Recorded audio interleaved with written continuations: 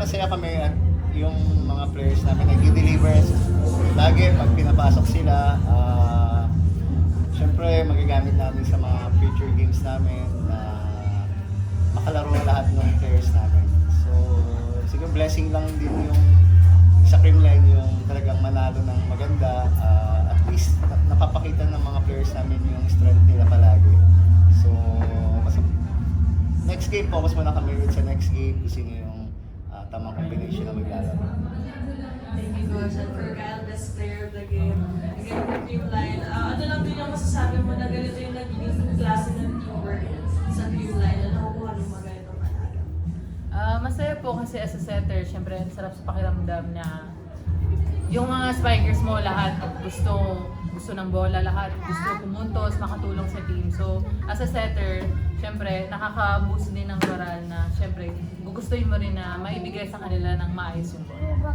And for points, sa game na to, you had 13 points, top scoring for Creamline din. So ano lang din yung feeling na yung early in the game pa lang, dami na rin yung mga palo mo for Creamline, tapos nakuha na pa itong win na to. Siyempre una masaya kasi naipanalo namin yung game na to. And siguro lagi lang din namin iniisip yung sinasabi ni Coach na huwag kami magpabaya. Kahit sino yung kaharap namin, huwag kami magpabaya. Kasi doon naman kami natatalo pag nagpabaya kami. So yun lang din talaga yung palaging nire-remind sa amin ni Coach. Kaya, yun. Thank you. The floor is open for questions. Sa players, paano lang kayo nag-regroup nung na-down kayo nung third set? Yun nga po, sinasabi lang din ni Coach Ren na ayan, andyan na yung sitwasyon. So, kami na bahala kung anong gagawin namin sa sitwasyon na yun. And happy po ako na yun nga, nakuha namin, naka-recover kami and natapos namin yung game ng maganda, maayos. Same.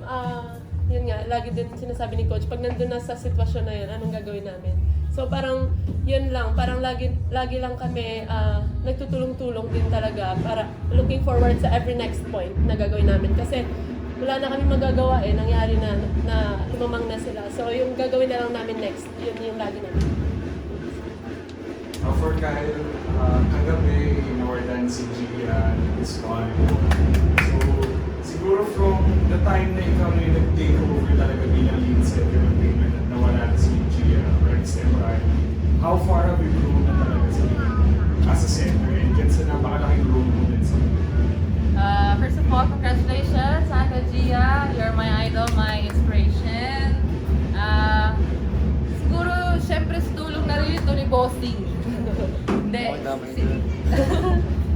Yung mga teammates ko rin po kasi, grabe rin yung tulong din sa akin talaga, sa moral ko, and pati na rin talaga sa court. Talagang pinaparamdam nila sa akin yung tiwala nila sa akin, ng buong-buo. Na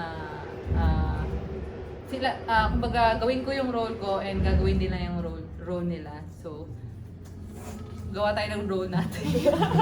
Hindi, grabe lang dito yung patience nila sa akin. Coach, grabe yung patience from the very beginning hanggang ngayon. Talaga namang... Okay na lang. Oy.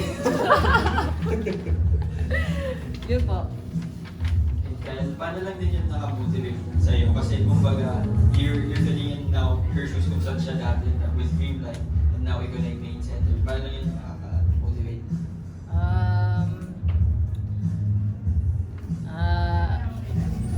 Siguro po nakatulong na rin kasi na sa tinagal ko na rin sa Creamline. Lagi lang din akong nandyan sa likod, kaya nakasuporta kay Ate Gia, sa training, sa tagal na rin ang pinagsamahan namin. Kumbaga, nanonood lang din po ako. And nung nagkaroon ng pagkakataon, ganun pa rin, wala lang po akong binago. Yung system namin, sinunod ko lang din. And yung mga nangyayari, parehas pa rin naman.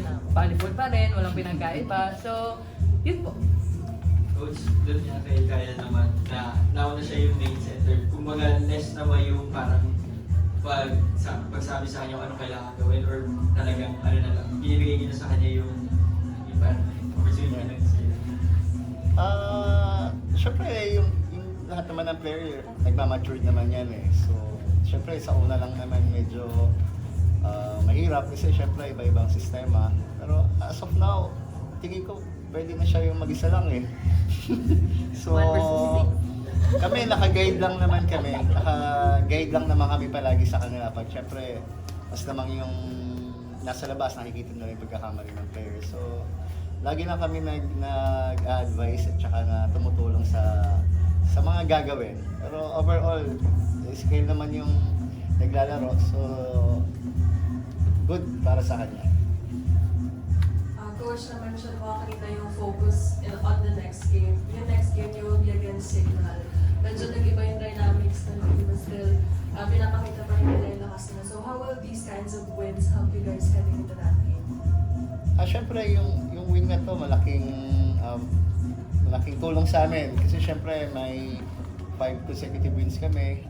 Yung kumpiyansa, laging nandyan. Pero, yun nga, sabi ni Pons, talagang hindi dapat magpabaya every game, every point. So, makapag-prepare kami ilang days. Ilan ba?